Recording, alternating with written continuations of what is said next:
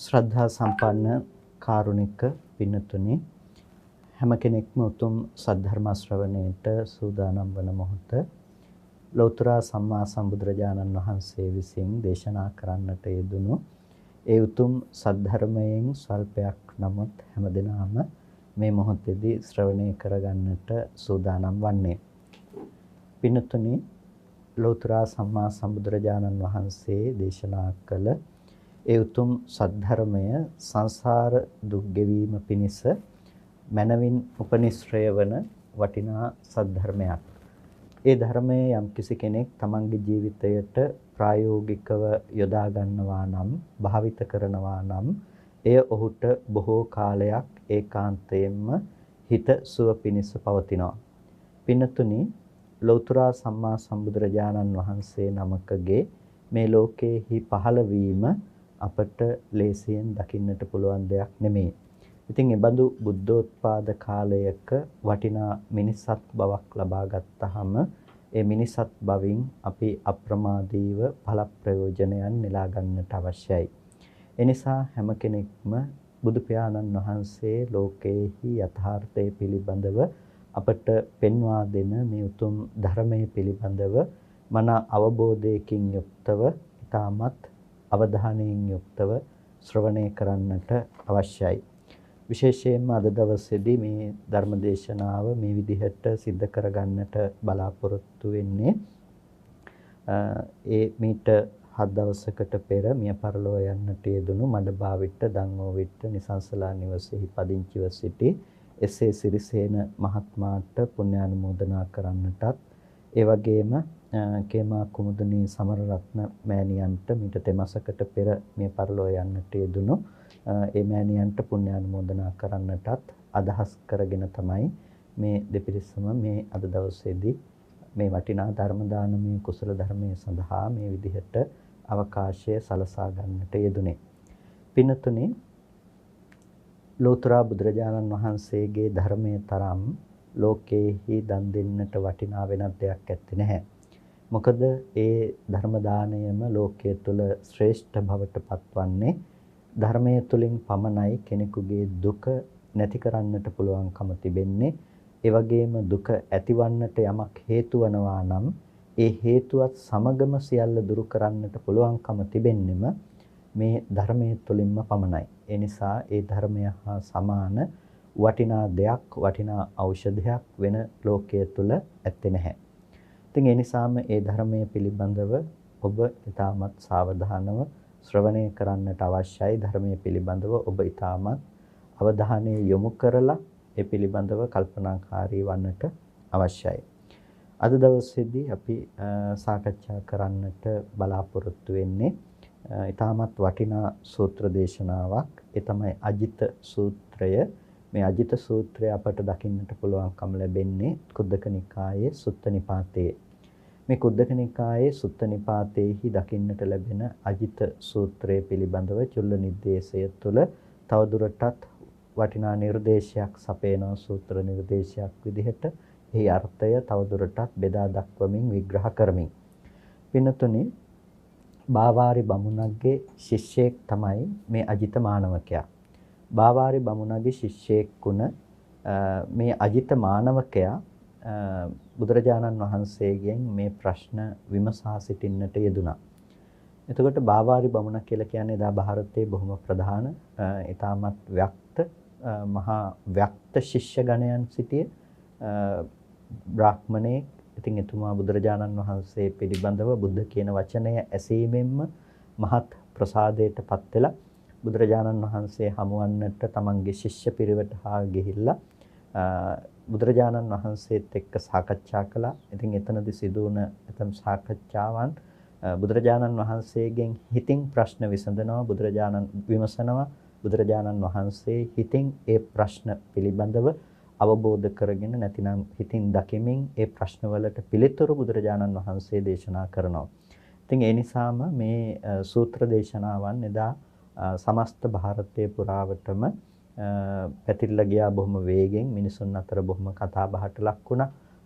මේ මානවකයන් විසින් විමසන ලද මේ දේවල් පවා පසුව ඒ ප්‍රශ්න පවා සූත්‍ර හැටියට එදා යුගයේ තුල මිනිසුන් කටපාඩම් කරගෙන දරාගෙන පැමිණි බව අපිට සාධක ලෙස දකින්නට පුළුවන්කම තිබෙනවා. ඇතැම් අවස්ථාවලදී භික්ෂුන් වහන්සේලා අතර සාකච්ඡාවට භාජනය වෙනවා මේ සූත්‍ර දේශනාවන්ගෙදී බුදුරජාණන් වහන්සේ දේශනා කරපු ඇතැම් දේශනාවන් අපිට අර ප්‍රසිද්ධ මජ්ජේ සූත්‍රයේ පවා දකින්නට පුළුවන්කම තිබෙන්නේ ඒ බුදුරජාණන් වහන්සේ එතනදී දේශනා කරපු ගාථාවක් පිළිබඳව භික්ෂුන් වහන්සේලා අතර පැන නැගුණු සාකච්ඡාවක ප්‍රතිඵලයක්. ඊට පස්සේ නන්දමාතු සූත්‍රයේදී අපිට දකින්නට පුළුවන් වේලු කණ්ඨකී නන්දමාතාව මේ පිළිබඳව මේ ධර්මයේ සජ්ජායනා කරමින් සිටපු අවස්ථාවන්. ඒ වගේ ත්‍රිපිටකයේ තුලම මේ අවස්ථාවේ භාග්‍යතුන් වහන්සේ විසින් දේශනා කරපු ධර්මය බුදුරජාණන් වහන්සේගෙන් විමසපු කාරණාවන් එදා සමාජය තුළ දරාගෙන හිටියා. පාරායන වග්ගයත් අට්ඨක වග්ගයත් කියන මේ වග්ග දෙකම එදා සමාජය තුළ බොහොම සුප්‍රසිද්ධ දේශනා හැටියටයි සැලකුණේ. ඒකට හේතුව හැටියට බොහොම ගැඹුරු ධර්ම විෂයන් පිළිබඳව මේ කොට්ඨාසයන්ගෙදී සාකච්ඡා වුණා මේ අවස්ථාවන්ගෙදී. ඒ වගේම බුදුරජාණන් වහන්සේ නිර්වාණගාමිනී ප්‍රතිපදාව පිළිබඳව බොහොම පැහැදිලිව දේශනා කරන්නට යෙදුණා. ඉතින් මේ පිළිබඳව තමයි චුල්ල නිर्देशයේදී සූත්‍ර නිර්දේශයක් සැපයෙන්නේ. මෙහි විග්‍රහය කොහොමද සිද්ධ වෙන්නේ, බුදුරජාණන් වහන්සේ මෙතනදී දේශනා කළේ කුමක්ද කියන එක මහා ශ්‍රාවක භාෂිතයක් විදිහට අපට දකින්නට පුළුවන්කම තිබෙන්නේ. ඉතින් මේ අවස්ථාවේදී අජිත කියන මානවකයා බුදුරජාණන් වහන්සේගෙන් විමසා සිටිනවා. කේනස්සු නිව්තෝ ලෝකෝ කේනස්සු නප්පකාසති කිස්සාභිලේපනං භ්‍රෝසි කිංසු තස්ස මහභයං. බුදුරජාණන් වහන්සේගෙන් විමසා සිටින්නේ කේනස්සු නිව්තෝ ලෝකෝ, මේ ලෝකය නිවෘත වෙලා තියෙන්නේ නැතිනම් මේ ලෝකය වැහිලා තියෙන්නේ මොකකින්ද කියලායි බුදුරජාණන් වහන්සේගෙන් මුලින්ම විමසන්නට යෙදුනේ. ඒ වගේම කේනස්සු නප්පකාසති, මේක ප්‍රකාශයටපත් නොවන්නේ කුමක් නිසාද? කුමකින්ද ප්‍රකාශයටපත් නොවන්නේ? ඒ වගේම කිස්සාභිලේපනම් භූමි, මෙහි අභිලේපනය කුමක්ද? කිංසු තස්ස මහභයං, ඒ පුද්ගලයාට ඇතිවන්නට පුළුවන් මහ භය කියන්නේ මොකද්ද? එතකොට මෙතනදී මේ කේනස්සු නිව්තෝ ලෝකෝ, මේ ලෝකය වැහිලා තියෙන්නේ, මේ ලෝකය කුමකින්ද වැහිලා තියෙන්නේ කියලා අහනවා. එතකොට හිතන්න අජිත මානවකයා සතුව තිබුණු ඥානය පිළිබඳව ඔහු ලෝකයේ පිළිබඳව විමසා සිටිනවා. මේ ලෝකය කුමකින්ද වැහිලා තියෙන්නේ? එතකොට ඔහු යම් පමණකට යම් අවබෝධයක් සහිතව දාර්ශනික ප්‍රශ්නයක් තමයි බුදුරජාණන් වහන්සේගෙන් මෙතනදී විමසන්නේ. ස්වාමීනි, මේ ලෝකය වැහිලා තියෙන්නේ කුමකින්ද? එතකොට ඔහු දන්නවා, ලෝකයේ පිළිබඳව දන්නවා, මේ ලෝකය වැස්මක් සහිතයි කියන එක පිළිබඳව දන්නවා. යථාර්ථයේ පිළිබඳව සාමාන්‍ය සත්වයාට ප්‍රතිවේධ නොවන ආකාරයේ වැස්මක් සහිතයි කියන එක පිළිබඳව ඔහු දන්නවා. දැනගෙන නමුත් ඔහුට ඒ පිළිබඳව අවබෝධයක් නැහැ. ඒ නිසායි බුදුරජාණන් වහන්සේගේ මේ ප්‍රශ්නය විමසන්නේ. එතකොට මෙතනදී ලෝකය කියලා කියනකොට මොකද්ද මේ ලෝකය? මේ පිළිබඳව නිර්දේශ සපයනවා. නිරය ලෝක, තිරච්ඡාන ලෝක, පෙත්තිවිසේ ලෝක, මනුස්ස ලෝක, දේව ලෝක, කන්ද ලෝක, ධාතු ලෝක, ආයතන ලෝක, අයං ලෝකෝ, පරෝ ලෝකෝ, බ්‍රහ්ම ලෝක, දේව ලෝක, අයං උච්චති ලෝකෝ. එතකොට යම්තාක් ලෝක කියලා කියනවා නම් ඒ සියලුම ආකාරයේ ලෝක මෙයට සංග්‍රහ කොට දක්වනවා. ඒ කියන්නේ ඕනම ආකාරයේ ලෝකයක් පිළිබඳව දක්වනවා නම් ඒ දක්වන ලෝකය පිළිබඳව බුදුරජාණන් වහන්සේගේ විවරණය තමයි මෙතනදී මේ සූත්‍ර නිර්දේශය තුළ දක්වන්නේ. ලෝකය කියනකොට යම් නිර්වචනයකින් අපිට සපයන්න පුළුවන් නම් එළව, මෙලව, පරලොව, දිව්‍ය ලෝක, බ්‍රහ්ම ලෝක, මනුස්ස ලෝක, പ്രേත ලෝක, තිරිසන් ලෝක, බ්‍රහ්ම ලෝක, අපි ලෝකය කියලා කතා කරන ওই විදිහටනේ මනුස්ස ලෝක ඔය. එතකොට ලෝකය කියලා යම් තාක් කතා කරනවා මේ හැමතැනම. එතකොට මේ හැමතැනම මොකක්ද අහන්නේ? කේනස්සු නිව්තෝ ලෝකෝ. එතකොට මොකකින්ද මේක මේ වැහිලා තියෙන්නේ? මේ ලෝකය පිහිට වෙලා තියෙන්නේ, පටිච්චන්න වෙලා තියෙන්නේ. මේක වැහිලා තියෙන්නේ මොකකින්ද කියලායි බුදුරජාණන් වහන්සේගෙන් විමසන්නේ. එතකොට කේනස්සු නිව්තෝ ලෝකෝ, මොකකින්ද මේ ලෝකය වැහිලා තියෙන්නේ? එතකොට ලෝකයේ තියෙන වැස්ම පිළිබඳව මේ බුදුරජාණන් වහන්සේගෙන් විමසනකොට බුදුරජාණන් වහන්සේ මේකට පිළිතුරු ලබා දෙනවා. අවිජ්ජාය නිව්තෝ ලෝකෝ, මේ ලෝකේ වැහිලා තියෙන්නේ අවිද්‍යාව නිසා. ලෝකේ වැහි පවතින්නේ අවිද්‍යාව නිසා. අවිද්‍යාව කියනකොට අපි දන්නවා චතුරාර්ය සත්‍ය ධර්මය නොදන්නාකම, දුක්ඛේ අඥානං, දුක්ඛ සමුදය අඥානං, දුක්ඛ නිරෝධේ අඥානං, දුක්ඛ නිරෝධගාමිනී පටිපදාය අඥානං. මේ තමයි අවිද්‍යාව කියලා කියන්නේ. නොදන්නාකම, යථාර්ථය නොදන්නාකම. එතකොට මේ අවිද්‍යාව නිසා ලෝකේ වැහිලා තියෙනවා. අවිද්‍යාව නිසා ලෝකේ වැහිලා තියෙන. කියන්නේ දුක ගැන දන්නේ නැතිකම නිසා, දුක්ඛ සමුදය පිළිබඳව දන්නේ නැතිකම නිසා, දුක්ඛ නිරෝධය පිළිබඳව නොදන්නාකම නිසා, දුක්ඛ නිරෝධගාමිනී ප්‍රතිපදාව පිළිබඳව නොදන්නාකම නිසා මේ ලෝකය වැසී පවතිනවා. එතකොට මොන ලෝකයේද වැසී පවතින්නේ? අපි යම් ලෝකයක් ගැන අපි හඟිනවා. යම් ලෝකයක් පිළිබඳව අපි කල්පනා කරනවා. අන්නේ අපි හඟින, අපි කල්පනා කරන ලෝකය සම්පූර්ණයෙන්ම වැසී පවතිනවා වැස්මක් විදිහට. කොමකින්ද? චතුරාර්ය සත්‍ය ධර්මයේ දුක්ඛේ අඥානං, දුක්ඛ සමුදය අඥානං, දුක්ඛ නිරෝධේ අඥානං, දුක්ඛ නිරෝධගාමිනී පටිපදාය අඥානං කියන මෙන්න මේ නොදන්නාකම නිසා. ඒකට කොහොමද නොදන්නාකම නිසා ලෝකේ වැහිලා තියෙන්නේ? නොදන්නාකම නිසා ලෝකේ වැහිලා තියෙන්නේ. ලෝකේ තිබෙනවා යථා භූත ස්වභාවයක්. ඒක තමයි ලෝකේ තිබෙන දුක කියන යථා භූත ලක්ෂණය. ඒක කවදාවත් ලෝකේ වෙනස් වෙන්නේ නැහැ. දුකයි කියන මේ දුක්ඛ ලක්ෂණය ලෝකේ කවදාවත් වෙනස් වෙන්නේ නැහැ. ඒක මොනම විදිහකටවත් දුකයි කියන ලක්ෂණය වෙනස් වෙන්නේ නැහැ. ඒකට මෙතනදී දුකයි කියලා කියන්නේ ඔබ හොඳටම දන්නවා මේ කරුණ පිළිබඳව අහලා තියෙන නිසා. මේකේ දුකයි කියලා කියන්නේ සංකතයි කියන අර්ථයෙන් කියන එක. මම හිතනවා මෙතන අද දවසේදී නම් ආධුනිකව පිරිසක උත්සාහ සම්බන්ධ වෙනවා. එතකොට දුකයි කියලා කියන්නේ සංකත දුක්ඛ ලක්ෂණය කියන. සංකතයි කියලා කියන්නේ හේතු නිසා සකස් වෙනවා. එතකොට මේ ලෝකේ දුකයි කියලා කියන්නේ අපෝ මට හරි අමාරුයි හරි දුකයි කියන අපි අර දුක ගැන කතා කරන වේදනාව නිසා නෙමෙයි මේක දුකයි කියලා කියන්නේ. වේදනාවකින් පමණක් අරගෙන වේදනා මාත්‍රයකින් විතරක් මේක දුකයි කියලා කියන්නට පුළුවන් කමක් නැත්තේ නැහැ. වේදනාව කියන කොටස මේකට අයිති. දැන් සමහර වෙලාවට කෙනෙක් හිතනවා දැන් දුක කියලා කියනකොට මේ වේදනා කොටස් ටික විතරයි කියලා. ඒ බුදුරජාණන් වහන්සේ දුක ගැන දේශනා කරනකොට දේශනා කරන්නේ ජාතිපි දුක්ඛා, ජරාපි දුක්ඛා, ව්‍යාධිපි දුක්ඛෝ, මරණම්පි දුක්ඛං, අප්පේහි සම්පයෝගෝ දුක්ඛෝ, පියේහි විපයෝගෝ දුක්ඛෝ, යම් පිච්ඡන්න ලබති තම්පි දුක්ඛං. මේ දුක් ටිකනේ. ඒකට මේ දුක් ටික කායික සහ මානසික වශයෙන් ඇතිවෙන දුක්. එතකොට දුක්ඛේ ඥානං කියලා කියන්නේ මේ ටික තේරුම් ගන්නවා කියන තැනින් විතරක් කෙනෙක් කල්පනා කරනවා. හැබැයි මේකේ මේ දුක් ටික දක්වන්නේ මේ වේදනාව තේරුම් ගැනීම කියන අර්ථය. එහෙම නැතිනම් මේ හිතට දැනෙන දුක සහ කයට දැනෙන දුක කියලා අපි දුක කොටස් දෙකකට බෙදනවානේ. ඒකට කියනවා දෝමනස්සය කියලා හිතට දැනෙන එකට. ඒ කියන්නේ හිතට යම් දෙයක් අපිට දැනෙනවා. වැඩිපුරම අපි හිතෙන් දුක් විඳිනවා. ඒ හිතෙන් දුක් විඳින එකට කියන්නේ දෝමනස්සය කියලා. දුක කියලා කියන්නේ කයට දැනෙන දුක. කටුවක් කනනොත් හරි, කකුලක් තුවාල වුණොත් හරි කායිකව ඇති වෙන වේදනාවකට අපි කියනවා දුකයි කියලා. එතකොට මේ දුක්ඛ දෝමනස්ස කියන දෙකෙන් තමයි මේ දුක කියන දේ හඳුනාගන්නේ. හැබැයි මේ ශාසනයේ දුක්ඛේ ඥානං කියන තැන දේශනා කරන්නේ බුදුරජාණන් වහන්සේ. දුක ගැන දන්නවා, දුක ගැන අවබෝධ කරගන්න කියලා දේශනා කරන්නේ ওই වේදනාව හඳුනා ගන්න කියන එක නෙමෙයි. වේදනාත්මක දුක නැතිනම් දුක දෝමනස්ස කියන දෙක දැනගන්න කියන තැනින් නෙමෙයි. දුක දෝමනස්ස කියන දේවල් හටගන්නෙත් සුඛ සෝමනස්ස සැප සහ සොම්නස් බව හටගන්නෙත් මේ එකම දුක්ඛ ලක්ෂණයක් ඇති තැනක. ඒ තමයි සංකත දුක්ඛ ලක්ෂණය. ඒක विद्यमान වෙන්නේ කොහොමද? සංකිට්ඨේන පංච උපාදානස්කන්ධා දුක්ඛ. ලෝකේ ස්වභාවය ගැන කෙටියෙන්ම කියනවා. අර දේවලු දුකම තමයි, වේදනාවක් දුකම තමයි. සංකිට්ඨේන කෙටියෙන්ම කිව්ව පංච උපාදානස්කන්ධේ දුකයි. එතකොට පංච උපාදානස්කන්ධ දුක. පංච උපාදානස්කන්ධ දුක. එතකොට මේ පංච උපාදානස්කන්ධ දුක කියනකොට මෙතනදී මේ කියන්නේ ස්කන්ධ දුකක් පිළිබඳව.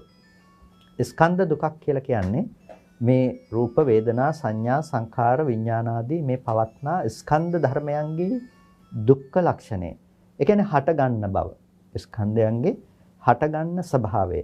ස්කන්ධයන්ගේ යම් හට ගැනීමක් තිබෙනවා නම් අන්නේ හට ගන්න බව සංකත දුක්ඛ ලක්ෂණය කියලා කියනවා. එතකොට මේ හටගත් ධර්මයෝ හේතුන්ට අවශ්‍ය විදිහට වෛකල්‍ය භාවයට, විපරීත භාවයට, විපරිණාමයන්ටපත් වෙනවා. එතකොට ඒක නිසා ඒක පීලනාර්ථයේහි පෙළීම් සහගත ස්වභාවයෙන් යුක්තයි. ඒ වගේම සංකත සංතාපාර්ථයන්ගෙන් යුක්තයි. එතකොට දැන් මේ දුක්ඛ ලක්ෂණ ටික පිළිබඳව අපි කතා කරනකොට මේ දුක්ඛ ලක්ෂණයන්ගෙන් තමයි අපි දුක පිළිබඳව කතා කරන්නේ. ඒ කියන්නේ දුක කියලා අපි යමක් පිළිබඳව වේදනාවක් ගැන නෙමෙයි කතා කරන්නේ. දුක කියන්නේ නුවණින් අවබෝධ කළ යුත්තක්. ඒ අවබෝධ කරන එකට තමයි දුක්ඛේ ඥානං කියලා කියන්නේ. එතකොට දුක්ඛේ ඥානං කියලා කියනකොට ලෝකේ පවතින යථාභූත ධර්මතා ටික. යථාභූත ධර්මතා ටික කියලා කියන්නේ මේ ස්කන්ධ ධර්මතාවයන්. හටගත්ත ස්කන්ධ ධර්මතාවයන්ගේ හටගන්න බව සහ වැය වෙන ස්වභාවය. එතකොට අපිට එතකොට තමයි මේ ලක්ෂණය දකින්න පුළුවන්කම තියෙන්නේ. ඒ කියන්නේ පීලනාර්ථ, සංකතාර්ථ, විපරිණාමාර්ථ, සංතාපාර්ථ කියන මේ දුක්ඛ ලක්ෂණ ටික අපිට विद्यमान වෙන්නේ මේ ස්කන්ධ ධර්මතා ටිකක. ඒකට ඒ ස්කන්ධ ධර්මතාවයන් තමයි හටගෙන වැය වෙන්නේ. අන්න ඒ පිළිබඳව තියෙන නුවණට තමයි දුක්ඛේ ඥානං කියලා කියන්නේ. එතකොට අපි ස්කන්ධ ටිකකට කියනවා මේ මනුස්ස ලෝකය කියලා. ස්කන්ධ ටිකකට කියනවා මේ තිරිසන් ලෝකය කියලා. ස්කන්ධ ටිකකට අපි කියනවා මේ പ്രേත ලෝකය කියලා. එතකොට අපි මේ විදිහට මේ ලෝක හදාගෙන පවතින්නේ. ලෝක නිර්මාණය කරගෙන පවතින්නේ ස්කන්ධ ධර්මතා ටිකක් අනුව. ස්කන්ධ ටිකක් අනුව. එතකොට ස්කන්ධ ස්වභාවය අනුව තමයි අපි මේ මිනිස්සෙක්ක, මේ තිරිසංගත සතෙක්ක, මේ പ്രേතයෙක්ක, මේ දෙවියෙක්ක, මේ බ්‍රහ්මයෙක්ක ආදී ලෙස ව්‍යවහාර කරන්නේ. එතකොට පොදුවේ ගත්තාම ඒ සියලුම තැන තියෙන්නේ මොකද්ද? සංකත ස්කන්ධ ටිකක්. හටගෙන නැති වෙලා යන ස්කන්ධ ධර්මතා ටිකක්. එතකොට හටගෙන නැති වෙලා යන ස්කන්ධ ධර්මතාවයන්ගේ ලක්ෂණය තමයි ඒක තමායයි ගන්න පුළුවන් කමක් නැත්තේ නෑ. මම කියලා කියන්න පුළුවන් කමක් නැත්තේ නෑ. මගේ කියලා කියන්න පුළුවන් කමකුත් නෑ. තමන්ගේ ආත්මය කියලා කියන්න පුළුවන් කමකුත් නෑ. එහෙනම් ඒ බඳු ස්කන්ධ ටිකේ ස්වභාවය හටගෙන නැතිව යන ස්වභාවය. හටගෙන නැතුව යන ස්වභාවය. එතකොට අන්න ඒ බඳු වූ ස්වභාවය තියෙන තැනක ලෝකයට ඔය දුක්ඛේ අඥානං කියනකොට දුක ගැන දන්නේ නැහැ කියනකොට ඔය ස්කන්ධ ටිකේ පැවැත්ම පිළිබඳව ඔහු දන්නේ නැහැ. දුක්ඛ ස්කන්ධ ධර්මතා ටිකේ පැවැත්ම පිළිබඳව ඔහු දන්නේ නැහැ. පැවැත්ම පිළිබඳව ඔහු නොදන්න නිසා එයාට ඒ ලෝකේ ඇත්ත වෙනවා. දැන් අද අපිට මනුස්ස ලෝකය කියලා එකක් අපිට ඇත්ත වෙලා තියෙනවා. තිරිසන් ලෝකය කියලා එකක් අපිට ඇත්ත වෙලා තියෙනවා. තිරිසන් ලෝකය ඇත්ත වුණත් අපිට තේරෙන්නේ මනුස්ස ලෝකේනේ. අපිට පේන්නේ මනුස්ස ලෝකේ තිරිසන් සත්තු ඉන්නවා කියලානේ. එතකොට අපි ගත්තාම තිරිසන්ගත ලෝකේ වෙනම ලෝකයක්. ඒක අපේ ලෝකේ නෙමෙයි. එතකොට ඒ නිසා ඒක වෙනම කතා කරන්න ඕන දෙයක්. නමුත් අපි ඉන්නේ මනුස්ස ලෝකයේ. එතකොට මනුස්ස ලෝකය අපිට ඇත්ත වෙලා තියෙනවා. එතකොට මනුස්ස ලෝකය කියන දේ ගොඩනැගිලා තියෙන්නේ මොකක් මතද කියලා ඔබ බැලුවොත් ඔබට දකින්න පුළුවන්කම තියෙන්නේ ස්කන්ධ ධර්මතා ටිකක් මත කියලා. මනුස්ස ලෝකය ගොඩනැගිලා තියෙන්නේ කුමක් මතද කියලා ඔබ බැලුවොත් ඔබට දකින්න පුළුවන්කම තියෙන්නේ ස්කන්ධ ධර්මතා ටිකක් මත. රූප, වේදනා, සංඥා, සංඛාර, විඥාන කියන මේ ස්කන්ධ ධර්මතා ටිකක් මත තමයි මේ ලෝකය ගොඩනැගිලා තියෙන්නේ. එතකොට මේ ස්කන්ධ මාත්‍රික ලෝකයක්. ඒකට අපි කියනවා ස්කන්ධ ලෝක කියලා. ඒක තමයි ලෝකේ ස්වභාවය. ස්කන්ධයන්ගේ ලක්ෂණය හටගෙන වැය වෙනවා. හැබැයි අපි ස්කන්ධ ධර්මතා ටික පිළිබඳවම මේ ලෝකයේ පිළිබඳව මේ නොදන්නා කම නිසා අපි විවිධ දේවල් හදාගෙන ජීවත් වෙනවා. අම්මා තාත්තා ගෙවල් දොරවල් වෙන්න පුළුවන්. මේ මුළු ලෝකෙම තියෙනවා කියලා අපි සංකල්පනාවක් තුළ ජීවත් වෙනවා. එතකොට අපිට තියෙන්නේ කොහොමද? අපි උපදින්න කලින් මේ ලෝකෙ තිබ්බා. තිබුණ ලෝකේ අපි ඉපදුනා. තියෙන ලෝකේ අපි ජීවත් වෙනවා. ඊට පස්සේ ලෝකෙ තියෙද්දි අපි මරණයටපත් වෙනවා. මේක තමයි අපේ සාමාන්‍ය දර්ශනය. එතකොට මෙහෙම දර්ශනයක් තියෙන මොකක් නිසාද කියලා බුදුරජාණන් වහන්සේ දේශනා කරන්නේ අවිජ්ජා නියුතෝ ලෝකෝ. මේ ලෝකයේ ඇත්ත ලෝකේ වැහිලා තියෙන මොකක් නිසාද? මේ ලෝකේ මේ විදිහට හැදිලා තියෙන්නේ යම් වැස්මක් නිසා. මොකක්ද ඒ වැස්ම? අවිජ්ජාව. අවිද්‍යාව කියන්නේ නොදන්නාකම. දන්නේ නැහැ. මෙතන තියෙන සංකත ධර්මයන්ගේ සංකත ලක්ෂණය පිළිබඳව දන්නේ නැහැ. ඒ නිසා තමයි මේක නිර්මාණය වෙලා තියෙන්නේ. ස්කන්ධ ටිකට තණ්හා කරන නිසා තමයි ප්‍රතිසන්දි වශයෙන් යන්නේ. ඒක දන්නේ නැහැ. තණ්හාව නැති කළොත් මේක නිරුද්ධ වෙනවා, ලෝකේ නිරුද්ධ වෙනවා කියලා ලෝක නිරෝධය පිළිබඳව දන්නේ නැහැ. ලෝක නිරෝධය වෙන්නේ ලෝකෝත්තර සම්මා දිට්ඨිය ප්‍රදාන කරගත් ආර්ය අෂ්ටාංගික මාර්ගයෙන් කියන එක පිළිබඳව දන්නේ නැහැ. මේකට පොදුවේ කියන ආර්ය අෂ්ටාංගික මාර්ගය නැතිනම් දුක්ඛේ ඥානය ඇත්තේ නැහැ. දුක්ඛ සමුදය ඥානය ඇත්තේ නැහැ. දුක්ඛ නිරෝධය දුක්ඛ නිරෝධ ගාමිනී ප්‍රතිපදාව පිළිබඳව ඇත්තේ නැහැ නුවණක්. අන්න ඒ නිසා තමයි ලෝකේ නිවුතයි කියලා කියන්නේ. ලෝකේ වැහිලා කියලා කියන්නේ. එතකොට මේ සමස්ත ලෝකය නොදන්නා කමින් අවිද්‍යාවෙන් වැහිලා තියෙනවා.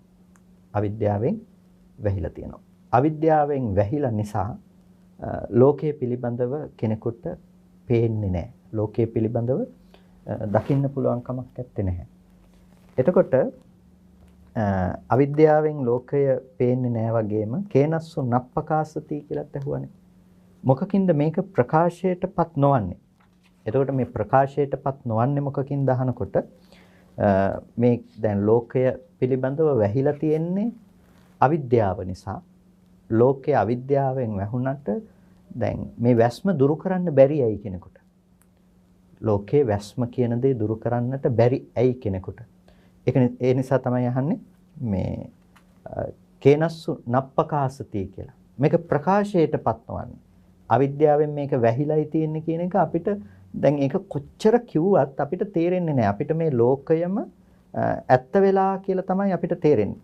ඒ කියන්නේ දැන් මේ පිළිබඳව අපි කොච්චර කතා කළත් අපිට තේරෙන්නෙම මේක ඇත්තම වෙලා. ඒ කියන්නේ ලෝකයේ පිළිබඳව අපිට ඇත්තම වෙලා තමයි අපිට පේන්නේ. එතකොට මේ ලෝකයේ පිළිබඳව මේ තියෙන දේ ඇත්තම වෙලා අපිට පේනකොට ලෝකයේ පිළිබඳව මේ තියෙන දේ අපිට ඇත්තම වෙලා පේනකොට ඒ පේන්න හේතුව මොකද්ද? මේක නැවත නැවත ප්‍රකාශයටපත් නොවෙන්න නම් ඒකට හේතුව මොකද්ද කියලා අහනකොට බුදුරජාණන් වහන්සේ දේශනා කරන්නේ විවිච්ඡා පමාදා නප්පකාසති. එතකොට මේක ප්‍රකාශයටපත් නොවනවා නම් ප්‍රකාශයටපත් නොවන්නට හේතුවක් තියෙනවා. ඒ ප්‍රකාශයටපත් නොවන හේතුව තමයි විවිච්ඡා සහ ප්‍රමාදය කියන මේ කාරණා දෙක. එතකොට මේ විවිච්ඡාව සහ ප්‍රමාදයේ හේතු කොටගෙන මේක ලෝකයේ ප්‍රකාශයටපත් වෙන්නේ නැහැ. එතකොට මොකද්ද මේ විවිච්ඡා කියලා කියන්නේ? විවිච්ඡා කියලා කියන්නේ පංච මාත්සර්ය නැතිනම් මච්චරිය පහක් පිළිබඳව. එතකොට මච්චරිය කියලා කියන අපි මසුරු බව කියන එක. එතකොට මසුරු බව ආවාස මච්චරිය, කුල මච්චරිය, ලාභ මච්චරිය, වන්න මච්චරිය, ධම්ම මච්චරිය කියලා මේ විදිහට මච්චරිය ප්‍රධාන වශයෙන් කොටස් පහකින් කතා කරනවා. එතකොට ආවාස මච්චරිය කියලා කියන මසුරු බව කියන එක අපේ වාසස්ථාන සඳහා පවත්නා මසුරු බව. කුල මච්චරිය කියලා කියන අපි එකට ඉන්න අය සහ අපි අවට ඉන්න සමාජයේ පිළිබඳව අපිට තියෙන මච්චරිය සරල ලෙසම අපි අර්ථකථනය කළොත් ලාභ මච්චරිය කියලා කියනවා ලෝකේ ජීවත් වෙනකොට අපිට ලාභ වස්තුන් හා සමග අපිට පවත්නා මසුරු බව කියන එක. වන්න මච්චරිය කියලා කියන අපිට ලෝකයේ තුල තමාගේ වර්ණවත් බව පිළිබඳව පවත්නා මසුරු බව කියන එකට ධම්ම මච්චරිය කියලා කියනවා. ධර්මයේ පිළිබඳව පවත්නා ධම්ම මච්චරිය කියන මසුරු බව පිළිබඳව. එතකොට මෙන්න මේ විදිහට පවත්නා මසුරු බව නිසා ලෝකයට ප්‍රකාශ වෙන්නේ. එතකොට මේ මසුරු බව කියන එකෙන් අදහස් කරන්නේ වේවිච්ඡා කියන කාරණාව. වේවිච්ඡා කියලා කියන්නේ එතකොට මේ මසුරු බව කියන දෙයින් ලෝකයාට මේක ප්‍රකාශයටපත් වෙන්නේ නැහැ. ඇයි? ලෝකයා සාමාන්‍යයෙන් ජීවත් වෙනකොට එදිනෙදා ජීවත් වීම පිළිබඳව කල්පනා කරනවා. එදිනෙදා ජීවත් වීම පිළිබඳව කල්පනා කරනකොට එදිනෙදා වාසය පිළිබඳව එදිනෙදා ඉන්න කටයුතු පිළිබඳව උන්ට ජීවත් වෙන්නට ඇති අවශ්‍යතාවයන් පිළිබඳව ඔවුන් නිරන්තරයෙන්ම උත්සාහවත් වෙනවා. ඒ බඳු කටයුතු පිළිබඳව ඔවුන්ගේ අවධානය යොමු කරන්නට. ඒ දේවල් තමයි ආවාස මච්චරිය, කුල මච්චරිය, ලාභ මච්චරිය, වන්න මච්චරිය, ධම්ම මච්චරිය කියන මේ මච්චරියන්ගෙන් අදහස් කරන්නේ. එතකොට ඒ දේවල් පිළිබඳව මසුරු බව පිළිබඳව අපි තේරුම් ගැනීමේදී අපිට අපේ ජීවිතයේ අපි වැඩිපුරම ආසා කරන්නේ, තණ්හා කරන්නේ, බෙදා ගන්නට අකමැති වෙන්නේ අපි අවට තිබෙන දේවල් සම්පත්තීන් මෙන්න මේ මච්චරිය කියන දේ නිසා මේක ප්‍රකාශයට පත්වන්නේ නැහැ. ඊට පස්සේ පමාදා කියලා කියන ප්‍රමාදවත් බව. ලෝකයට මච්චරිය නිසා ඒ දේ ප්‍රකට වෙන්නේ නැහැ වගේම ලෝකයාට ප්‍රමාදයේ නිසාත් මේක ප්‍රකට බවට පත්වන්නේ නැහැ. ප්‍රමාදය කියලා කියන්නේ ප්‍රමාද වෙන ස්වභාවය. ඒ කියන්නේ ප්‍රමාදය කියන එක අපි අමුතුවෙන් විශේෂයෙන් කතා කරන්නට දෙයක් නැහැ. ඔබ දන්නවා මොකද්ද ප්‍රමාදය කියලා කියන්නේ. එතකොට ප්‍රමාදය කියලා කියන වචනයට අපිට නමුත් අර්ථකථනයක් විදිහට දෙන්නට පුළුවන් ලොකු අර්ථකථනයක් තිබෙනවා. කාය දුච්චරිතේ වා වචී දුච්චරිතේ වා මනෝ දුච්චරිතේ වා පංචසුවා කාමගුණේසු චිත්තස්ස වස්සග්ගෝ වස්සග්ගා නූප්පාදනං කුසලානං ධම්මානං භාවනාය අසක්කච්ච කිරියතා ආදී ලෙස ප්‍රමාදය කියලා කියන්නේ මොකද්ද? කාය දුස්චරිතේ හිත නියලී තිබෙනවා නම් ඊට පස්සේ වචී දුස්චරිතේහි මනෝ දුස්චරිතේහි සිත නියලී තියෙනවා නම් ඒ කියන්නේ අකුසල ධර්මයන් ඇසුරු කරනවා නම් ඒක තමයි ප්‍රමාද බව කියලා කියන්නේ. පංචකාම ගුණේසු චිත්තස්ස වස්සග්ගෝ. පංචකාම ගුණයන් පිළිබඳව තමන්ගේ හිත නැමී පවතිනවා නම් ඒ කියන්නේ රූප, ශබ්ද, ගන්ධ, රස, ස්පර්ශ කියන මේ දේවල් තමයි පංචකාම ගුණ කියලා කියන්නේ. පංචකාම ගුණ. මේ දේවල් මත තමයි මේ කාමය කියන දේ विद्यमान වෙන්නේ. රූපය, ලස්සන රූප දකින්න කැමති, මිහිරි සද්ද අහන්න කැමති. මේ දේවල් ඔබේ ජීවිතය තුළින් දකින්න ඔබ උත්සුක වන්න. දැන් අපේ කැමැත්ත තියෙන්නේ බොහොම ලස්සන ප්‍රියමනාප රූප දකින්න. ඒ වගේම අපේ කැමැත්ත තියෙන්නේ බොහොම මිහිරි සද්ද අහන්න. ඒ වගේම හොඳ ගඳ සුවඳ අපිට ආග්‍රහණය කරන්න තියෙනවා නම් හොඳ රස විඳින්න තියෙනවා නම් හොඳ ස්පර්ශයන්ට මිහිරි ස්පර්ශයන්ට අපි කැමති. අපි ලෝකේ කැමති වෙන්නේ මෙන්න මේ වගේ දේවල් වලට. එතකොට මේ පංචකාම ගුණයන් පිළිබඳව චිත්තස්ස වස්සග්ගෝ. සිත ඒ පැත්තට නැමී පවතිනවා. සිත ඒ පැත්තට නැඹුරු වෙලා පවතිනවා. එතකොට ඒකට තමයි මේ සිතේ හැරීම පිළිබඳව සිත නැඹුරු වී පැවැත්ම පිළිබඳව කතා කරන්නේ. එතකොට මෙන්න මේක තමයි ප්‍රමාදය කියලා කියන්නේ.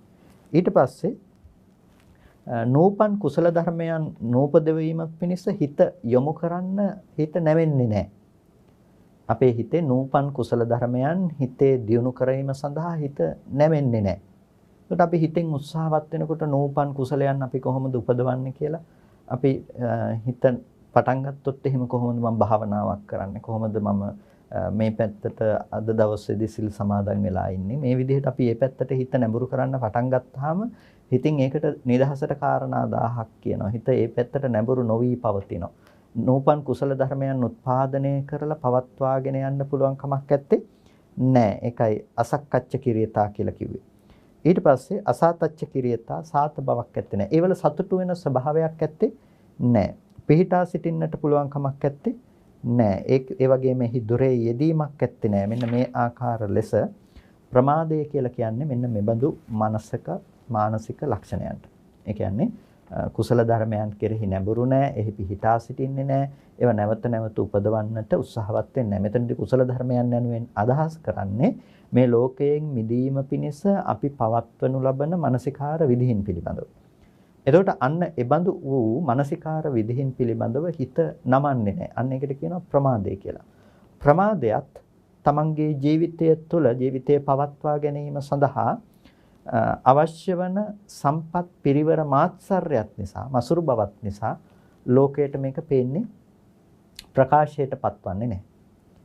අවිද්‍යාවෙන් ලෝකෙ වැහිලා තියෙනවා. ඒක තමයි ලෝකෙ තියෙන වැස්ම, මිනිස්සුන්ට වෙලා තියෙන නොපෙනෙනකම.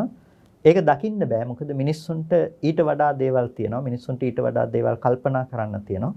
Taman ගෙවල් දොරවල්, යාන වාහන, ඉන්න හිටින තැන්, ඊට පස්සේ Taman එකට ඉන්න මිනිස්සු, එකට ඉන්න ජනතාව, ඊට පස්සේ භෝග සම්පත් මේ දේවල් පිළිබඳව මිනිස්සුන්ට කල්පනා කරන්න ගොඩක් දේවල් තියෙනවා. ඒ නිසා මිනිස්සුන්ට මේක ප්‍රකාශයටපත් වෙන්නේ. ඊට පස්සේ මිනිස්සු බොහොම ඒ නිසාම ප්‍රමාදයි. පංචකාම ගුණික ධර්මයන් පිළිබඳව විතරයි මනස පිහිටවන්නේ. ඒ සීමාව ඉක්මවා යන්නට සමර්ථ නැහැ. හැම වෙලාවකදීම රූප, ශබ්ද, ගන්ධ, රස, ස්පර්ශ කියන දේවල් වලින් හිතේ පිනවීම, සතුට එන බව උන්ට ප්‍රායෝගිකව තේරෙනවා. ඒ බව තේරෙන නිසා ඒ පැත්තටම නැඹුරු වෙනවා. ඒ දේවල් ඉක්මවල යෑමක් ගැන, ඒ දේවල් වලින් එන දුක අයින් කරලා එළියට ගිහිල්ලා මහා සැපයක් ලබන්න පුළුවන් කියන එක හීනකින්වත් හිතන්නේ. ඒ නිසා ඒ අයට ලෝකයේ මේක ප්‍රකාශයටපත් වෙන්නේ නැහැ කවදාවත්. ඊට පස්සේ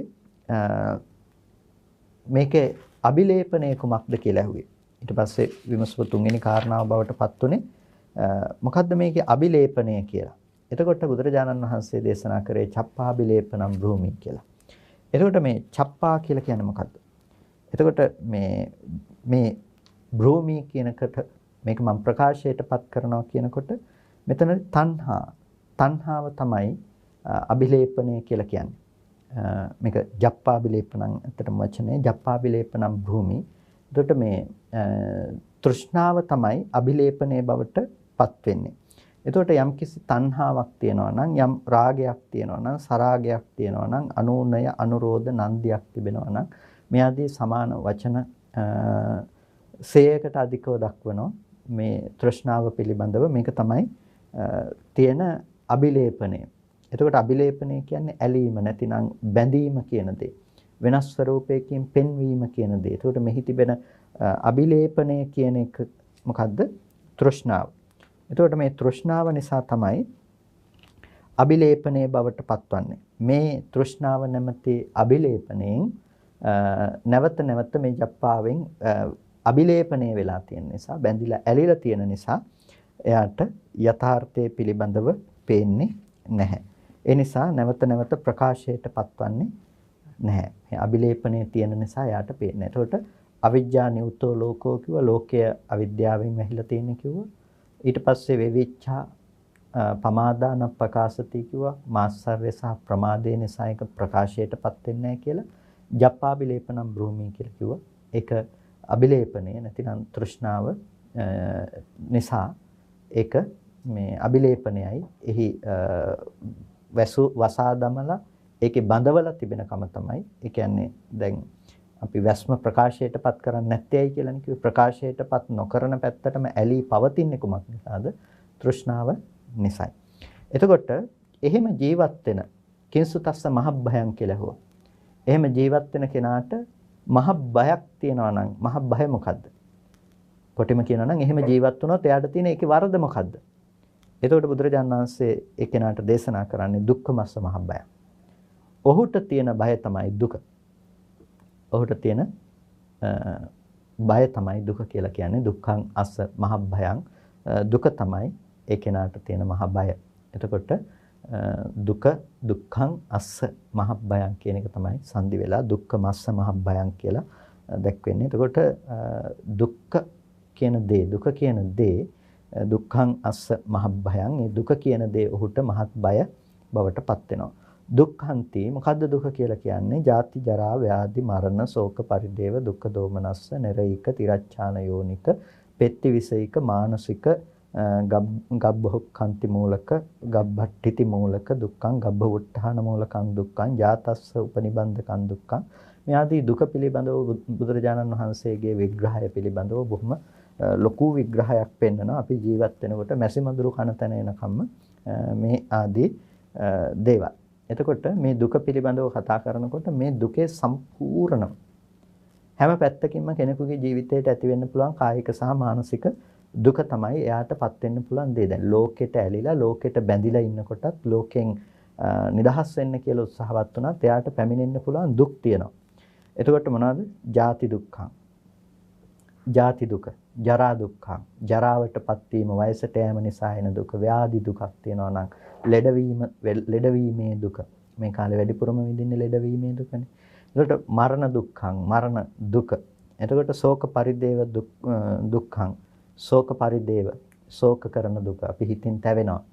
පරිදේවයටපත් වෙනවා. ලෙහි අත් ගඟහ පපුවට අත් ගඟහ හයියෙන් හඬනවා, විලාප තියෙනවා. ඒ වගේම දෝමනස් උපායාසං.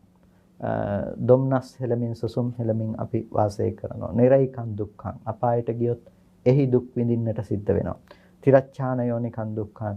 තිරසංගත සත්‍යෝ කාත් කවුරුත් නැතුව සීතෝෂ්ණ ආදීන් පීඩාවටපත් වෙමින් නිරන්තර බයෙන් ඉන්නවා. මේක තමයි බය. එතකොට පෙත්ති විසේකං දුක්ඛං. പ്രേත ලෝකේ යම්තාක් දුකක් තියෙනවා නම් මානසකං දුක්ඛං. මනුස්ස ලෝකේ මිනිස්සු දිහා බලනකොට අපිට යම්තාක් දුක පේනවා නම් අපේ රටේ වෙන්න පුළුවන්, තව රටවල වෙන්න පුළුවන් මිනිස්සු කොච්චර කන්න නැතුව මහා ලෙඩ රෝග වැළඳිලා මහා ලොකු ව්‍යසනයන්ටපත් වෙලා අපි හිතන්නවත් බැරි තරම් මිනිස්සු කොච්චර මහා දුකකටපත් වෙනවද? ඒ සෑම දුකකටම අපිත් හිමිකාරයෙක්. මේකෙදි මේ කිංසුතස්ස මහබ්බයං කියලා කියන්නේ දැන් උඩ කියපු විදිහටම අපිට අවිජ්ජාවෙන් නියුත බව තිබෙනවා නම් ඒ වගේම අපිට මාත්සර්ය සහ ප්‍රමාදය නිසා ප්‍රකාශයටපත් වෙන්නේ නැත්නම් ඒක ඒ වගේම ජප්පාව හේවත් තෘෂ්ණාව නිසා අපිට ඒක අබිලේපණය වෙලා තියෙනවා නම් අපි එහි ඇලිලා තියෙනවා නම් ඒ ඕනම කෙනෙකුට මේ සෑම දුකක්ම එයාගේ ජීවිතේ බවට පත් වෙලා තියෙනවා. ඒ නිසා ඒ බඳු තැනකට එන්න පුළුවන්කම තියෙනවා. ඊට පස්සේ ගබ්බහොක්ඛන්ති මූලකං දුක්ඛං මව කුසකට ප්‍රවිෂ්ඨ වීමේ දුක, ගබ්බට්ඨිති මූලකං දුක්ඛං ප්‍රවිෂ්ඨ වුණත් මව කුස තුල ඉන්න දුක, ගබ්බවුත්ථාන මූලකං දුක්ඛං මව කුසෙන් එළියට බිහි වෙනකොට එන දුක, ජාතස්ස උපනිබන්ධනං දුක්ඛං ඊට පස්සේ ඒ ඉපදිච්ච පුද්ගලයෙකුට මේ ඇතිවෙන ඒ දුක, ඊට පස්සේ ජාතස්ස පරාදීයකං දුක්ඛං එතකොට ඒ උපන් පුද්ගලයාට මේ අනුන් අයත් බව නිසා එන දුක, අත්ූපක්කමං දුක්ඛං තමාගේ උපක්‍රම නිසා තමන්ගේ වැරදි නිසා එන දුක, අනිත් අයගේ වැරදි නිසා එන දුක, එතකොට ලෝකේ හටගත්තු ධර්මයන් නිසා පැමිණෙන දුක, විපරිණාමය නිසා එන දුක, චක්කු රෝග, සෝත රෝග, ගහන රෝග, යුහා රෝග, කාය රෝග, සීස රෝග, කන්න රෝග, මුඛ රෝග, දන්ත රෝග ආදී මේ ලෙඩ දුක් නිසා එන දුක. ඊට පස්සේ මැසි මදුරු ආදීන්ගෙන් එන පීඩාව, මවගේ මරණය නිසා, පියාගේ මරණය නිසා මේ ආදී දේවල් නිසා, ඥාති පිරිවට නැතිවීම නිසා එන දුක, ඥාති ව්‍යසනය නිසා එන දුක. එතකොට මේ විදිහට එන දුක්, ඒ වගේම තමන්ගේ සීල ව්‍යසනය නිසා එන දුක, ditthi ව්‍යසනය නිසා එන දුක, තමන්ගේ සීලය කැඩුනහම, ditthිය කැඩුනහම මේ ආදී දේවල් නිසා එන දුක.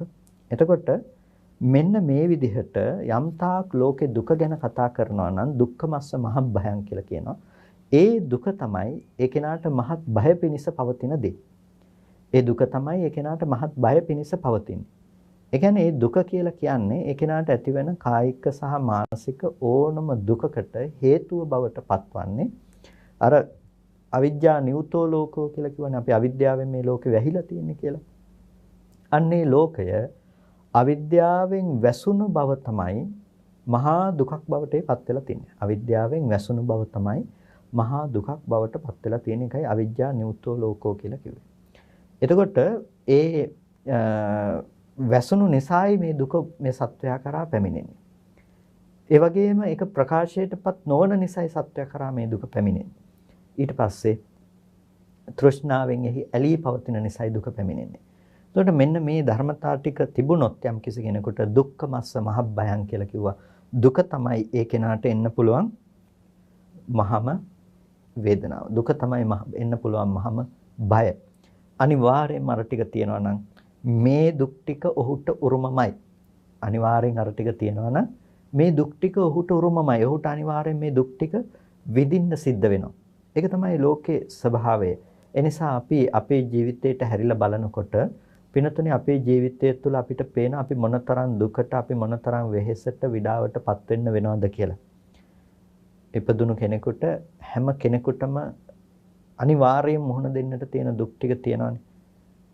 ඉපදීමේ දුක, ලෙඩවීමේ දුක, මරණ දුක පර්යවසානයේ කරගෙන ඉපදීමේ දුකේ ඉඳලා එයාට ජීවිතේ තමන් කැමති දේවල් නොලැබෙනකොට, තමන් හිතන විදිහට ලෝකේ නොපවතිනකොට, මිනිස්සුත් එක්ක කටයුතු කරන්න ගියාම ඊට පස්සේ අපි කැමති අය අපෙන් ඈත් වෙලා යනකොට මරණය, ව්‍යාධි ආදී ධර්මයන් හමු වේවන්නට පුළුවන්.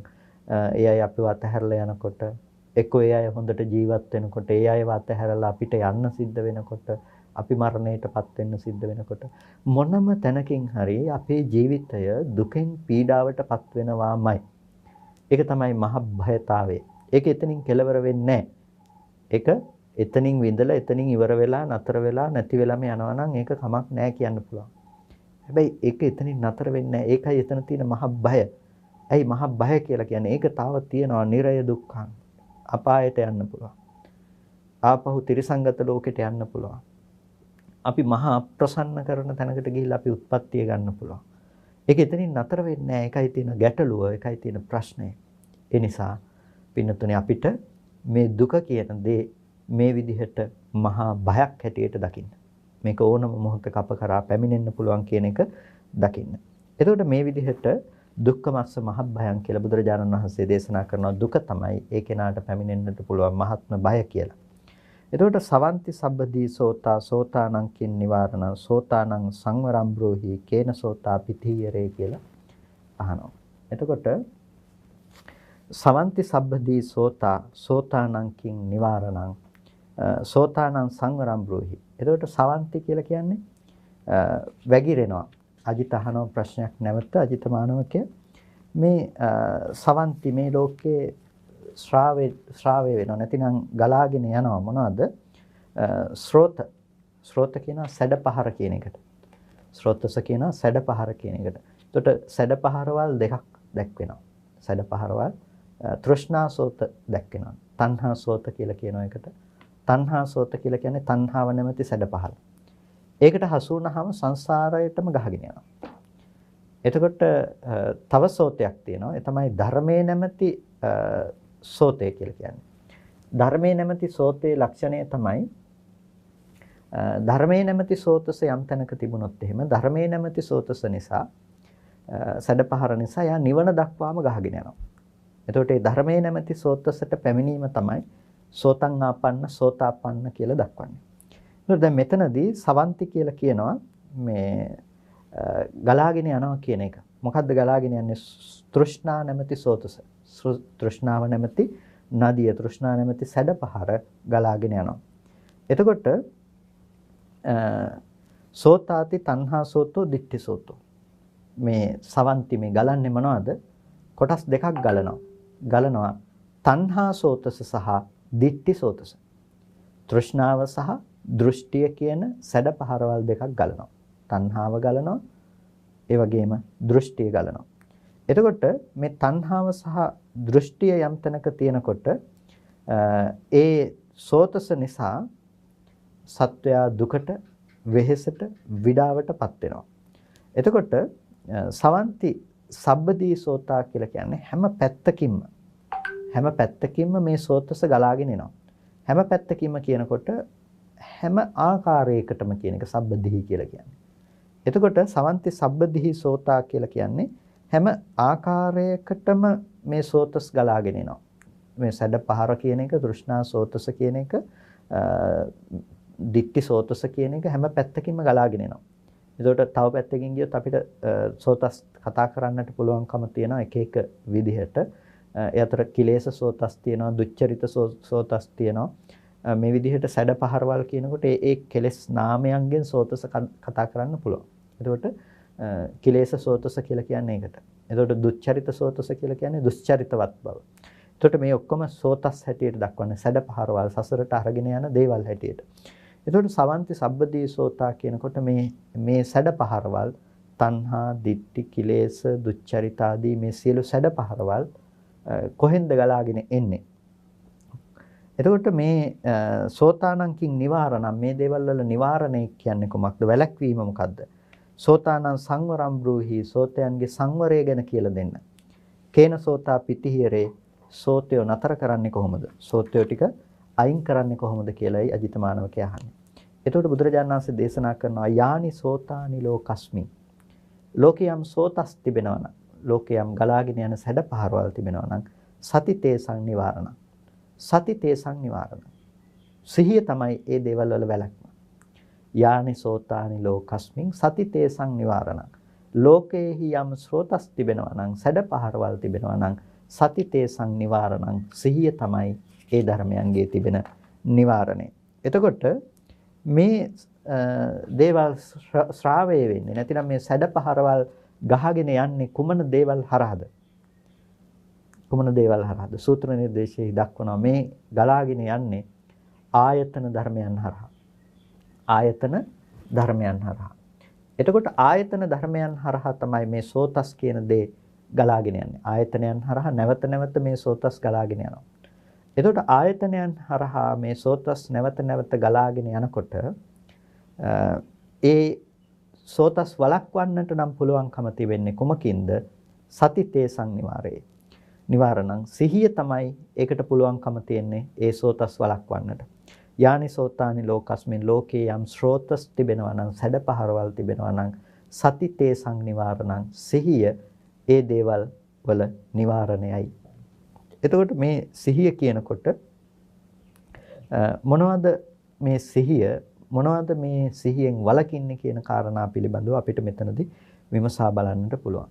යා සතිති යා සති අනුස්සති පතිස්සති සති සරණතා ධාරණතා අපිලාපනතා අසම්මුස්සනතා සති සතීන්ද්‍රයන් සති බලං සම්මා සති සති සම්බොජ්ජංගෝ ඒකායනෝ මග්ගෝ අයං උච්චති සති.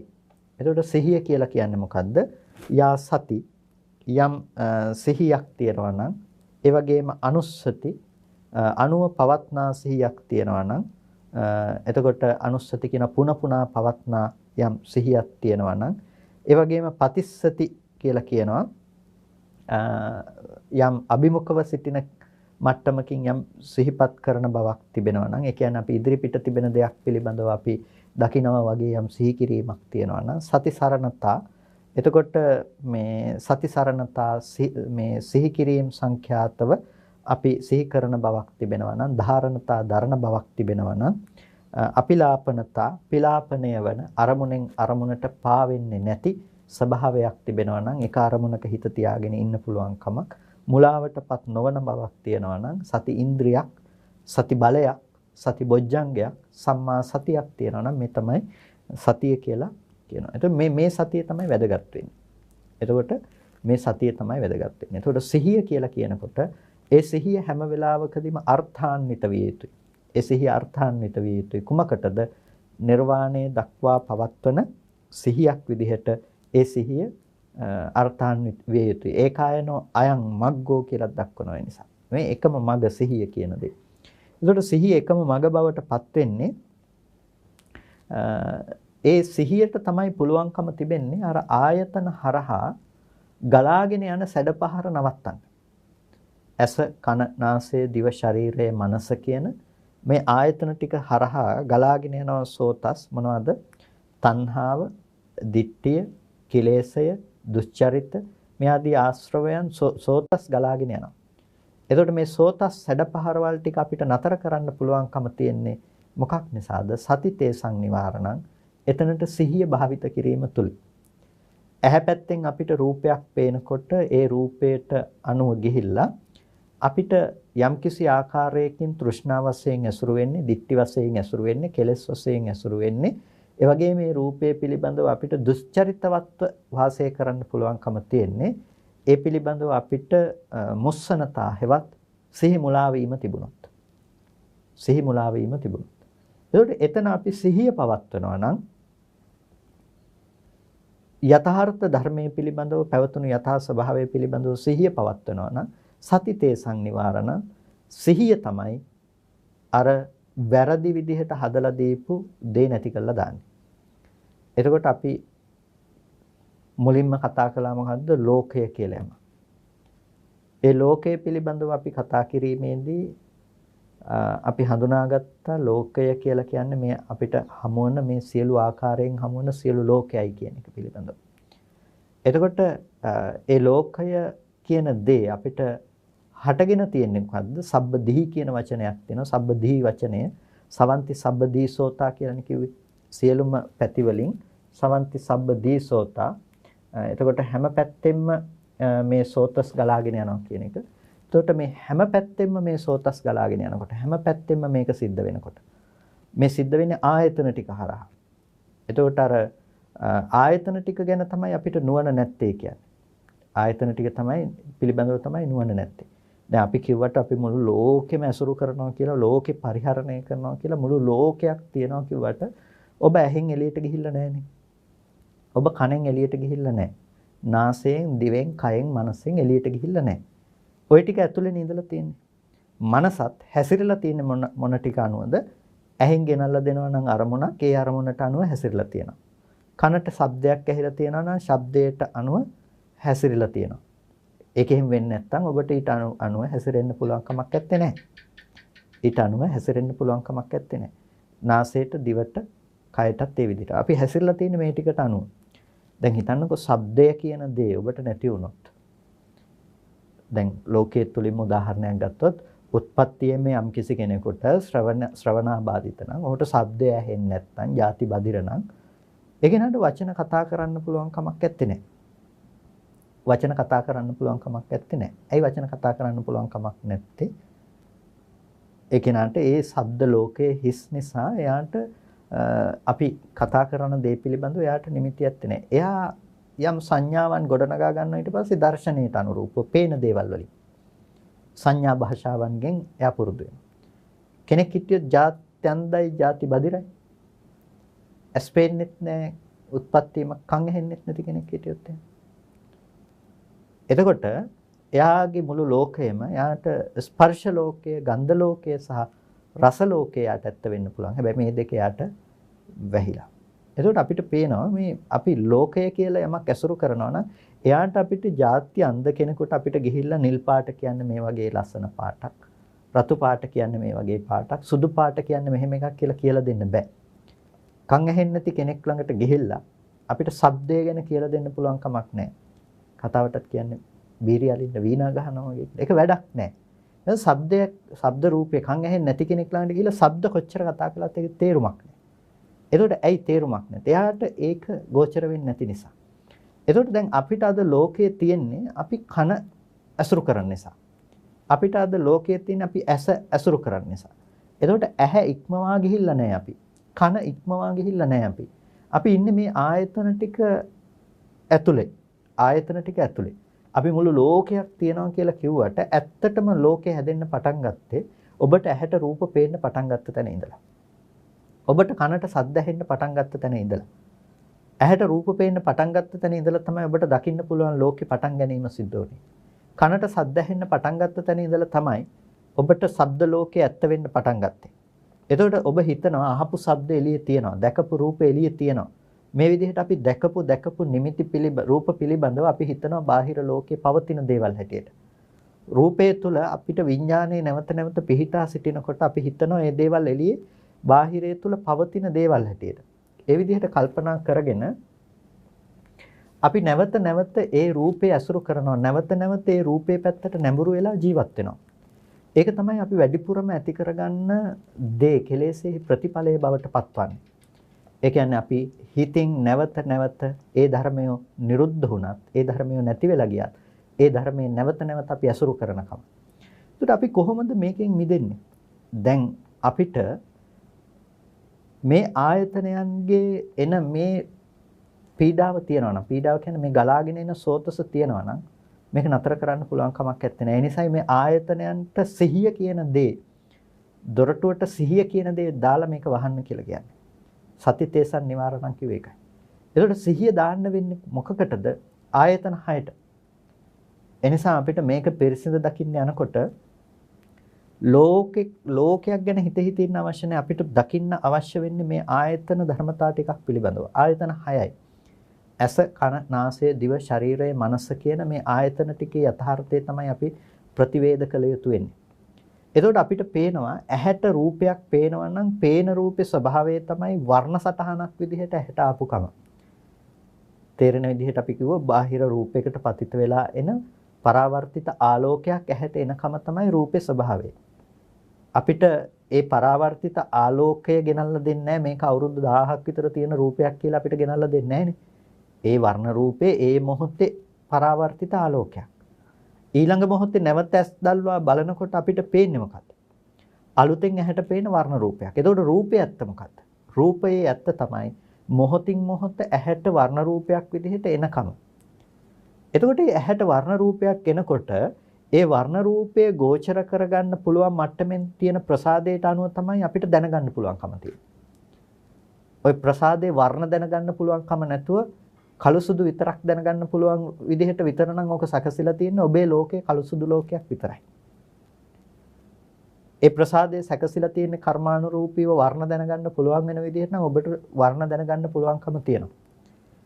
එතකොට කර්මානුරූපීව ඔබේ ප්‍රසාදයේ පහළ වෙන්නේ ප්‍රසාදයේ පේන්නේ ඒ රූප වෙනස් විදිහට පේන විදිහට නම් ඔබට පේන්නේ ඒ විදිහට තමයි. ඒ නිසා හැම කෙනාටම පේන්නේ එකම හැඩයට එකම විදිහට රූප කියන්න පුළුවන් කමක් නැහැ.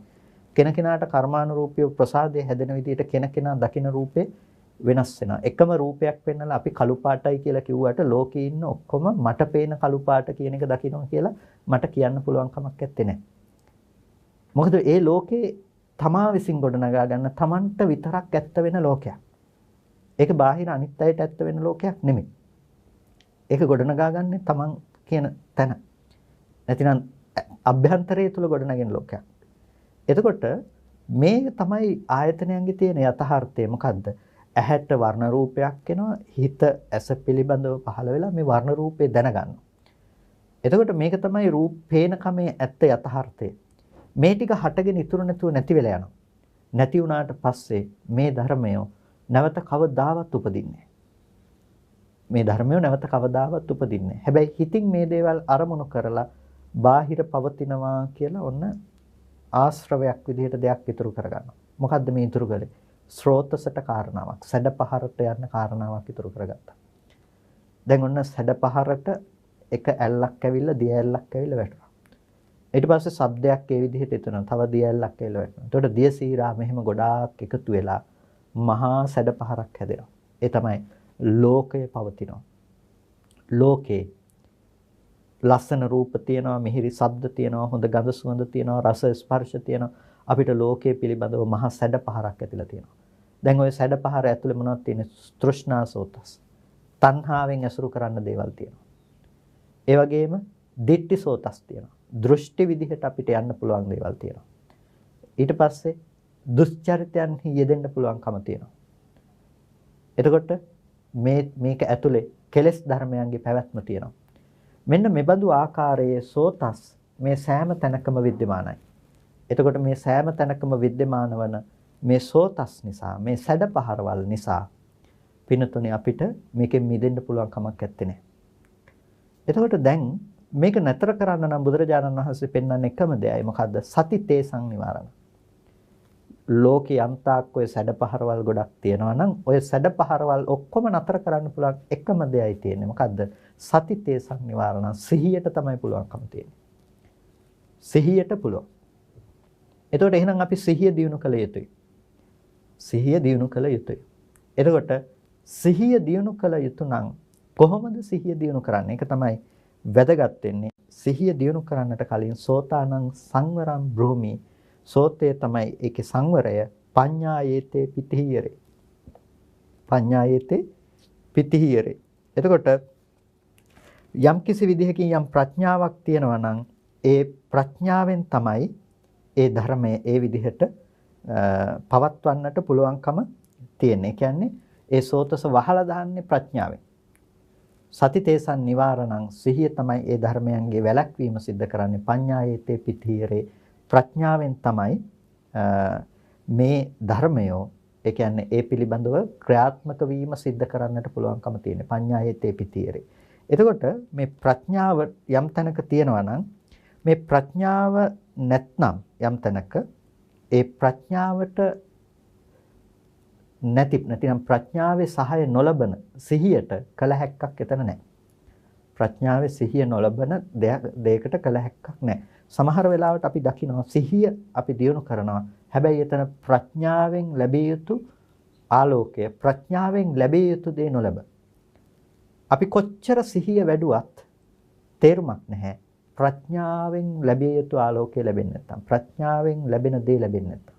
ඒ නිසා පඤ්ඤායේතේ පිතිහියරේ මේ කොටස් දෙකම බුදුරජාණන් වහන්සේ එකට දේශනා කරන්නේ සෝතානං සංවරම් සතිතේසං නිවාරණං සෝතානං සංවරම් භූමි පඤ්ඤායේතේ පිතිහියරේ. එතකොට සතිය තමයි මේ දේවල් වල වැළැක්ම. සතියට තමයි පුළුවන්කම තියෙන්නේ සෝතයන්ගේ සංවර බව ඇති කරන්නට. පඤ්ඤායේතේ පිතිහියරේ ප්‍රඥාවෙන් තමයි මේක සම්පූර්ණම මේ සෝතස් ටික වළක්වා දාන්න පුළුවන්කම තියෙන්නේ. වසා දමන්න පුළුවන්කම තියෙන්නේ. එතකොට අපි මේ පිතිහියරේ කියන එක හොඳට තේරුම් ගන්නට ඕනේ. ප්‍රඥාවෙන් කොහොමද මේ සෝතස් ගලන්නේ නැති තත්වයටපත් කරන්නේ? එතකොට ප්‍රඥාවෙන් කොහොමද මේ දේ සිද්ධ නොකරන්නේ? මොනවද මේ ප්‍රඥාව? එතකොට දැන් සිහිය තියෙනවා. සිහිය තිබුණට සිහියෙන් කල යුත්තේ පිළිබඳව දක්වන්නේ. ඒ කියන්නේ සතිතේසන් නිවාරණං කියලා කිව්වහම සිහිය තමයි වළක්වන්නේ. හැබැයි මොන සිහියද කියන එක කියන්නේ. එතකොට සිහිය ගැන කියන්න ඕනේ. සිහිය කියන එක කියන්න ඕනේ මොන සිහියද කියලා. එතකොට මොන සිහියද? ඒක ප්‍රඥාව හා සමග ගිය සිහිය. එතකොට මොකද්ද එතන තියෙන ප්‍රඥාව? සබ්බේ සංඛාරා අනිච්චාති ඥානතෝ පස්සතෝ පඤ්ඤායේතේ සෝතාපිතියන්ති. යම් කිසි තැනක සබ්බේ සංඛාරා අනිච්චාති සියලු සංස්කාර ධර්මයන්ගේ අනිත්‍ය දක්නා බවක් තියනවා නම් ඒක ඥානතෝ ඒක දන්න කෙනාට ඒක පස්සතෝ ඒ දකින්න කෙනාට පඤ්ඤාය ඒතේ සෝතාපිතියන්ති. ප්‍රඥාවෙන් මෙන්න මේ ස්රෝතස් වසලා දානවා. ප්‍රඥාවෙන් මේ සෝතස් වසා දමනවා. සබ්බේ සංඛාරා අනිච්චාති කියලා පෙන්වන කෙනාට. සියලු සංස්කාරය අනිත්‍යයි. සියලු සංස්කාරය අනිත්‍යයි කියලා කියන්නේ සියලු සංකත ධර්මයෝ තියෙනවා නම් සියලුම සංකත ධර්මයෝ හේතු නිසා හටගෙන හේතු නැති වෙනකොට නැතිව යන ධර්මතාවයන්. අන්න ඒ සංකත ධර්මයන්ගේ අනිත්‍යතාවය යම් කිසි කෙනෙක් පිළිවිදිනවා නම් අනිත්‍යතාවය යම් කිසි කෙනෙක් අවබෝධ කරනවා නම් ඒක තමයි එයාට සිහිය පැවැත්විය යුතු තැන. ඒක දැන් සතිතේසං නිවාරණං කියලා සිහිය තමයි නිවාරණ ස්ථානය කියලා නතර කළේ නැහැ. මොන සතියේද වැඩි යුත්තේ? වැඩි යුත්තේ සිහිය පැවැත්විය යුත්තේ සංස්කාරයන්ගේ යම් අනිත්‍යතාවයක් තියෙනවා නම් ඔබ ප්‍රඥාවෙන් එය දැක්ක යුතුයි. ඒක දකින්න බෑ සිහිය නැත්නම් සිහිය සහ ප්‍රඥාව කියන දේ එකට තිබිය යුතුයි. මේක හරියට ගොනෙක් විතරක් හිටියට හාන්න පුළුවන් කමක් නැත්තේ නැහැ. මේකට නගුලක් අවශ්‍යයි. මේකට නගුලක් අවශ්‍යයි. පඤ්ඤාමය යුගනග්ගලන් කියන්නේ ප්‍රඥාව තමයි මේකේ තියෙන නගුල. එතකොට මේ සතිය නැමැති ශක්තිමත් ගවයාගේ ප්‍රඥාව නැමැති මේ හාන යම්කිසි නගුලක් තියෙනවා නම් මේ නගුල බැඳලා අපිට පුළුවන් හාන්න. ඔන්න ඔය ප්‍රඥාව නැමැති විදර්ශනා ප්‍රඥාව නැමැති ඔය නගුලෙන් තමයි කෙලෙස් මුල් සිඳිලා යන විදිහට හාන්න පුළුවන්කම තියෙන්නේ. හැබැයි ඒකට සතිය නැමැති ගවයාගේ අවශ්‍යතාවය තියෙනවා. ලෝකේ ඔබ ඔබේ ජීවිතයේ භාවනාව පිළිබඳව ඔබ ඔබේ ජීවිතයේ ධර්මානුධර්ම ප්‍රතිපත්තිය පිළිබඳව හැරිලා බැලුවොත් හරකා ඉන්න කෙනාට නගුල නැහැ, නගුල තියෙන කෙනාට හරකා නැහැ. ඔය ප්‍රශ්නේ ගොඩක් තැන්වල දකින්න තියෙනවා. හරකා ඉන්න කෙනාට නගුල නැහැ, නගුල තියෙන කෙනාට හරකා නැහැ. දෙකම තියෙන කෙනාට ගැට ගහ ගන්න දන්නේ නැති ප්‍රශ්නක් තියෙනවා. ඉතින් මෙන්න මේ විදිහට එතකොට අපි භාවනාව කියන කාරණාව ඇතුලේ හිර වෙලා තියෙන්නේ අන්න ඔකත් එක්ක. ඒ නිසා සිහිය කියලා කියනකොට යා සති අනුස්සති පතිස්සති සති සරණතා කියලා අපි කොච්චර කතා කළත් යම් සිහියක් තියෙනවා නම් අනුස්සතියක් නැවත පුන පුනා සිහි කරන බවක් තිබෙනවා නම් අභිමුඛ කොට සිහිපත් කරන බවක් ආදී කොට යම් සිහියේ යම් ලක්ෂණයක් තියෙනවා නම් ඒ ලක්ෂණය विद्यमान වේ යුත්තේ මෙන්න මේ දේත් එක්ක. එතකොට ඒ අනිත්‍යතාවය පිළිබඳව අපි යම් කිසි තැනකදී නැවත නැවත මානසිකාරය පවත්වනවා නම් ඒක තමයි අපි සිහිය අර නගුලත් එක්ක යොදනවා කියලා කියන්නේ. එතකොට සිහිය නැමැති ගුණා හරක නැතිනම් මේ ප්‍රඥාව නැමැති නගුලත් එක්ක එකට යොදලා මේ හාන කෘත්‍ය අපිට කරන්න සිද්ධ වෙනවා. එතකොට ඒක කල යුත්තේ කොච්චර දුරටද සිහිය නුවණ නැවත නැවත භාවිත වේ යුතුයි. අර අපි කිව්වනම් මච්චරිය සහ ප්‍රමාදය කියන දෙක ඒ දෙක දුරු වෙන විදිහට. ඒ දෙක දුරු වෙන විදිහට කරනකොට අපිට වැස්ම පේනවා. එතකොට වැස්ම අරින්න පුළුවන්කම තියෙනවා. ඒ නිසා ලෝකේ අපි අනිත්‍යතාවය දැකීම සඳහා උත්සාහවත් විය යුතුයි. ඒක තමයි විමුක්ති දොරටුවක් බවට පත් වෙන්නේ. අනිත්‍යතාවය දකින්නේ මොන ධර්මයන්ගේද? ඔබ අනිත්‍යතාවයේ දැක්ක යුතුයි ස්පර්ශ ආයතනයන්හි. ඇස අනිත්‍යයි, රූප අනිත්‍යයි, චක්කු විඥානය අනිත්‍යයි. මේ ධර්මයන්ගේ අනිත්‍යතාවය පිළිබඳව අපි ප්‍රත්‍යක්ෂ කළ යුතුයි. එතකොට මේ ධර්මයන්ගේ අනිත්‍යයි කියලා කියන්නේ හේතු නිසා හටගෙන හේතු නැති වෙනකොට නැති වෙන ධර්මතා ටිකක් නිසා. යමක් අනිත්‍යයි කියලා දකිනවා නම් අනිත්‍ය වුණ ලෝකේ ඔබට යම්කිසි දෙයක් ඇසුරු කරන්නට දෙයක් හම්බ වෙන්නේ. ඇස අනිත්‍යයි නම්, රූපය අනිත්‍යයි නම්, චක්කු විඥානය අනිත්‍යයි නම් ඔබ මීට මොහොතකට කලින් දැකපු දේ ඔබට නැවත හම්බ වෙන්න පුළුවන් කමක් නැහැ. දැක්කේ රූපේ නම් ඒ රූපේ හටගෙන නිරුද්ධ නම් ඒ රූපේ ආයෙ දකින්න පුළුවන් කියලා ඔබට අදහසක් තියෙන්නේ මොකක් නිසාද? අර රූපේ අනිත්‍ය නැහැ, ඒ රූපේ තියනවා කියලා ඔබ හිතන් ඉන්න නිසා. ඒ නිසා අපිට අනිත්‍යතාවය පිළිබඳව ප්‍රත්‍යක්ෂ කරනකොට අනිත්‍යතාවය පිළිබඳව අපි හැසිරෙනකොට අපිට අනිත්‍යතාවය පේන්නට ඕනේ ස්පර්ශ ආයතන 6 අනිත්‍ය. ඒකයි චක්කුන් නිරෝධ ධම්මං කියලා කිව්වේ. ඇහැ නිරෝධ ධර්මයක්. නිරෝධයේ ස්වභාව කොට පවතින්නේ. රූපයේ නිරෝධයේ ස්වභාව කොට පවතින්නේ. එතකොට විඥානයේ නිරෝධයේ ස්වභාව කොටයි පවතින්නේ. මේ ධර්මතා ටික හටගෙන නිරුද්ධ වෙන ධර්මය. එතකොට හටගෙන නිරුද්ධ වෙන බව යම්කිසි තැනක ප්‍රත්‍යක්ෂ කළා නම් ඒ ප්‍රත්‍යක්ෂ කරන ඥානය තමයි හඳුන්වන්නේ නිරෝධය කියලා. ඒ ප්‍රත්‍යක්ෂ කරන ඥානය තමයි හඳුන්වන්නේ නිරෝධය කියලා. එතකොට ඒ නිරෝධය ප්‍රත්‍යක්ෂ කිරීම සඳහා නැතිනම් සලායතන නිරෝධය ප්‍රත්‍යක්ෂ කිරීම සඳහා සලායතන නිරෝධය කියලා කියන්නේ මේ ඇහැ නැති වෙනවා කියන එක එහෙම නෙමෙයි. ඒ කියන්නේ ඇහැ නැති වෙනවා කියන්නේ මේ පේන්නේ නැති වෙනවා කියන එක එහෙම නෙමෙයි. පේන දේ පිළිබඳව නිමිති වශයෙන් හැසිරෙන්නට මෝඩකම නැතිලා. ඒ නිසා ඇහි අනිත්‍යතාවය ප්‍රත්‍යක්ෂ කළා. එතකොට මේ විදිහට ස්පර්ශ ආයතන 6 මහට ගැනීම සහ වැයවීම දකින්න කෙනාට සලායතන නිරෝධය ප්‍රත්‍යක්ෂ කළයි කියලා කියනවා. අනාගතයේට ස්පර්ශ ආයතන ලබන්න අවශ්‍ය වෙන මෝඩකම එතන නැත්තේ නෑ. නුවණින් ජීවත් වෙන කෙනෙක් බවට පත් වෙනවා. ඒ සඳහා තමයි අපි සිහිය පාවිච්චි කරන්න ඕනේ. එදිනෙදා ජීවිතය තුළ සිහිය පාවිච්චි කරන්න ඕනේ.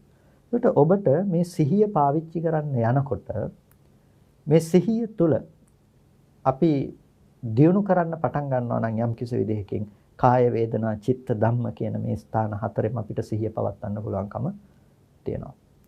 එතකොට කාය වේදනා චිත්ත ධම්ම කියන මේ ස්ථාන හතරෙම සිහිය පවත්වනකොට ඒ ස්ථාන හතරෙම සිහිය පැවැත්වීම තුළ ඔබට ගොඩනගෙන්න ඕනේ නුවණ තමයි අනිත්‍ය ධර්මය කියන එක. ස්කන්ධයන්ගේ හට ගැනීම සහ වැයවීම, සමුදය සහ වැය කියන එක.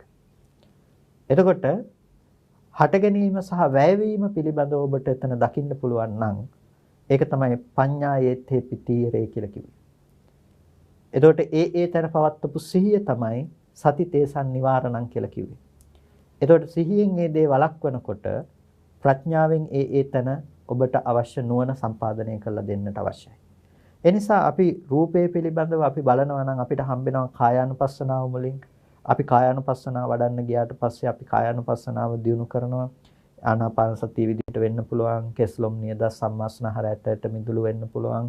මේ විදිහට දෙවිත් කුණප කොට්ටාස වශයෙන් හරි ධාතු විදිහට හරි මේ විවිධ ආකාරයන්ගෙන් අපිට මේ ආයතන ධර්මයන් පිළිබඳව මේ කය පිළිබඳව අපිට ප්‍රත්‍යවේක්ෂා කරන්න මෙනෙහි කරන්න පුළුවන්කම තියෙනවා. නැවත නැවත එය සිහිපත් කිරීම විදිහට කරන එක තමයි සිහිය කියලා කියන්නේ. අනිත් අරමුණු වලින් ආවරණය වෙන්න නොදී නැවත නැවත ඒ අරමුණ තුළ හිත පිහිටවීම තමයි සිහිපත් කිරීම. සිහියේ ස්වභාවය බවට පත් වෙන්නේ. ප්‍රඥාවේ ලක්ෂණයේ බවට පත් වෙන්නේ එබඳු වූ ධර්මතා ටිකක් ඇති තැනක ආත්ම සංඥාවක් පවත්වන්න බෑ නේද කියලා දකින අවබෝධයට. ඒ නිසා මෙන්න මේ දේ තමයි අපි දියුණු කළ යුත්තේ. එතකොට ඔබට කරන්න දෙයක් ගැන කතා කරනවා නම් ඔබ මූලික ලෙසම ජීවිතයේ සිහිය පුරුදු කළ යුතුයි. සිහිය පුරුදු කරනවා කියලා කියන්නේ ඔබ සිහිය පැවැත්විය යුතුයි. කයෙහි කය අනුව යන සිහියක් පැවැත්විය යුතුයි. එතකොට කයෙහි කය අනුව යන සිහියක් පවත්වනකොට ඔබට කෙස් ලොම් නියද සම්මාස්නහර ඇට මිදුළු හදවත් වක්වැඩු මේ ආදී අනාත්ම ධර්මතාවයන්ගෙන් යුක්ත රූපය ගැන ඔබ දැක්ක යුතුයි. ඊට පස්සේ ඔබ එහෙම නැත්නම් පඨවි ආපෝ තේජෝ වායෝ කියන සතර මහා ධාතුව දැක්ක යුතුයි. මේ ආදී ලෙස මානසිකාරයේ පැවැත්විය යුතුයි. එතකොට ඔබ කොටස් විදිහට කලාප සම්මර්ෂණය කරනකොට ඔබට මේ රූපය පිළිබඳව යම් පුද්ගලයෙක් සත්වයක් කියලා ඝන සංඥාවක් තිබුණා නම් ඒ ඝන සංඥාව දුරු වෙන්න පටන් ගන්නවා. එතකොට දුරු වෙන්න පටන් ගන්නකොට අනාත්ම සතර මහා ධාතුවක පැවැත්ම කියන තැනට හිත තබා ගන්න පුළුවන්. එතකොට ඔබට පුළුවන් යාච මේ අධ්‍යාත්මිකාච පඨවි ධාතු, බාහිරාච පඨවි ධාතු, පඨවි ධාතු රේවේසං කියලා ආධ්‍යාත්මික යම් පඨවි ධාතුවක් ආධ්‍යාත්මික කය ස්පර්ශ කරනකොට තද ගතියක් තියෙනවා නම් බාහිර රූපේ ස්පර්ශ කරනකොට තද ගතියක් තියෙනවා නම් මේ තද ගතිය එක සමානයි කියලා අපිට තද ගතිය දකින්න පුළුවන්කම තියෙනවා. එතකොට ආධ්‍යාත්මික ආපෝ ධාතුවක් බාහිර ආපෝ ධාතුවක් තියෙනවා නම් මේ දෙක එක සමානයි කියලා දකින්න පුළුවන්කම තියෙනවා. මේ විදිහට ධාතුන්ගේ තියෙන සමාන ලක්ෂණය දකිමින් මෙතන පුද්ගලයෙක් හෝ තව දෙයක් නෙමෙයි අනාත්ම සතර මහා ධාතුවයි කියන තැන හොඳට පරිග්‍රහණය කරන්න පුළුවන් වෙන්න ඕනේ. ඊට පස්සේ ධාතු පිළිබඳව මේ විදිහට පරිග්‍රහණය කරනකොට ඔබට පේන්නට ඕනේ අනාත්ම ධාතුව ඇති තැනක ඇහැට පෙනිලා තියෙන හැම මොහොතකදීම වර්ණ සටහනක් විතරයි. සතර මහා ධාතු ඇසුරු කරගත්ත වර්ණ සටහනක් විතරයි. එතකොට වර්ණ සටහන හටගත්ත තැන නැවත ඒ වර්ණ රූපයේ පැමිණීමක් නැහැ. ඒ වර්ණ රූපයේ ගෝචර කරගත්ත ඇහි නැවත හට ගැනීමක් ඇත්තේ නැහැ. ඒ වර්ණ රූපයේ පිළිබඳව දැනගත්ත හිත නැවත කවදාවත් හටගන්නේ නැහැ. මේ ධර්මතා ටික හටගෙන ඉතුරු නැතුව නැති වෙනවා කියලා ආයතන ධර්මතාවයන් පිළිබඳව නැමුණු සිහියක් තියෙන්න ඕනේ. එතකොට මේ ආයතන ධර්මයන් පිළිබඳව නැමුණු සිහියක් ඔබට පවතිනකොට නැවත නැවත ඒ සිහිය පවත්නකොට ඔබට පේනවා හටගෙන නිරුද්ධ වෙන ධර්මතාවයන්. එතකොට ඒකම අනිත්‍ය ලක්ෂණයේ බවට පත් වෙනවා. ඔබ අප්‍රමාදී විය යුතුයි ඒ අනිත්‍ය ලක්ෂණය සම්පාදනය කර ගැනීම සඳහා. ඉතින් මේ විදිහට අපිට මේ මාර්ගය පිළිබඳව කතා කරන්නට පුළුවන්කම තිබෙනවා. අපි විශේෂයෙන්ම මේ අජිත සූත්‍රය ආශ්‍රය කරගෙන අපි කතා කරන්නට යෙදුනේ කරුණු කාරණා කිහිපයක් පමණයි. අපිට එතකොට තව බොහෝ කාරණා කිහිපයක් තියෙනවා මේ පිළිබඳව සාකච්ඡා කරනවා නම් හෙට දවසේදීත් තුනට දේශනාවක් පැවැත්වෙනවා. එතකොට අපි බලාපොරොත්තු වෙනවා මේ සූත්‍රයේම ඉතිරි කාරණා ටික අපි එතනදී සාකච්ඡා කරන්නට ඒ සඳහා ඉද ප්‍රස්තාව සලසා ගත්තොත් මේ සූත්‍රයේ ඉදිරි කාරණා ටික ඉදිරියට අපිට සාකච්ඡා කරන්නට පුළුවන්කම තිබෙනවා. ඉතින් කල්පනා කරගන්න අද දවසේදී මේ විදිහට සද්ධර්ම ශ්‍රවණය කරගෙන යෝනිසෝ මනසිකාරාදී පවත්තලා හැම කෙනෙක්ම ඊටාම වටින කුසල කර්මයක් සිද්ධ කරගන්නට යෙදුණා. මේ සිද්ධ කරගත්ත සියලුම කුසල ධර්මයන් අපි අනුමෝදන් කළ යුතු අයට අනුමෝදන් කරමු. පළමුවෙන් අපට අර්ථයෙන් ධර්මයෙන් අනුශාසනා කළ අපේ ධර්මාචාර්ය අවසරයි මාංකඩවල සුදස්සන ස්වාමීන් වහන්සේටත් අවසරයි මාංකඩවල නන්දරත්න ස්වාමීන් වහන්සේටත් ස්වාමීන් වහන්සේලා දෙනමටම උතුම් නිවනින් සැනසීම පිණිස මේ කුසලය හේතු පාරමිතාවක් වේවායි කියලා ආශිර්වාද කරනවා. ඒ වගේම සියලු දෙවියන්ටත් මේ පින් අපි අනුමෝදන් කරනවා. දෙවියෝ මේ පින් සතුටින් සාදුනාදයෙන් අනුමෝදන් වනු ලබත්වා. දෙවියන්ටත් උතුම් නිවනින් සැනසීම පිණිස මේ කුසලය හේතු පාරමිතාවක් වේවා කියලා සාදු කියලා දෙවියන්ටත් පුණ්‍ය අනුමෝදනා කරන්න. ඔබ සෑම සියලු දෙනා නමින් මිය ගිහිල්ලා යම් කිසි ඥාතිවරයෙක්ින් බලාපොරොත්තු වෙනවා නම් ඒ සෑම සියලු ඥාති වර්ගයාම මේ පින තමන් කළ පිනක් මෙන් සතුටින් සාදුනාදයෙන් අනුමෝදන් වනු ලබත්වා. ඒ හැම දිනාටම උතුම් නිවනින් සැනසෙන්නට මේ පින හේතු පාරමිතාවක්ම වේවා කියන අදහසින් පින් අනුමෝදන් කරමු. දායකත්වයෙන් කටයුතු කළ ඒ පින්වත් සෑම සියලු දෙනාටමත් ධර්ම ශ්‍රවණය කළ ඔබ සෑම සියලු දෙනාටත් අපි මේ පින් අනුමෝදන් කරනවා. ඒ වගේම විශේෂයෙන්ම ස්වාමීන් වහන්සේලා පිළිබඳව විශේෂයෙන්ම හොයලා බලමින් ස්වාමීන් වහන්සේලාගේ සෞඛ්‍ය තත්ත්වයන් පිළිබඳව බොහොම උමනාවෙන් කැපවීමෙන් කටයුතු කරපු ඒ වෛද්‍ය මහේශිකා මහත්මිය රෝගාතුර වෙලා ඉන්නවා. එතුමියටත් මෑණියන්ටත් සහෝදරියටත් අපි මේ වෙලාවේදී ආශිර්වාද කරනවා. හැම දිනාටම නිදුක් නිරෝගී සුවපත් බව චිරජීවනයේ සැලසේවා. කායික මානසික සැනසෙල්ල උදා කරගෙන අමා මහ නිවනින් සැනසීම පිණිස මේ කුසලය හේතු පාරමිතාවක්ම වේවා කියලා හැමදෙනාම සාදු කියලා අනුමෝදන් වන්න. හැමදෙනාටම තෙරුවන් සරණයි.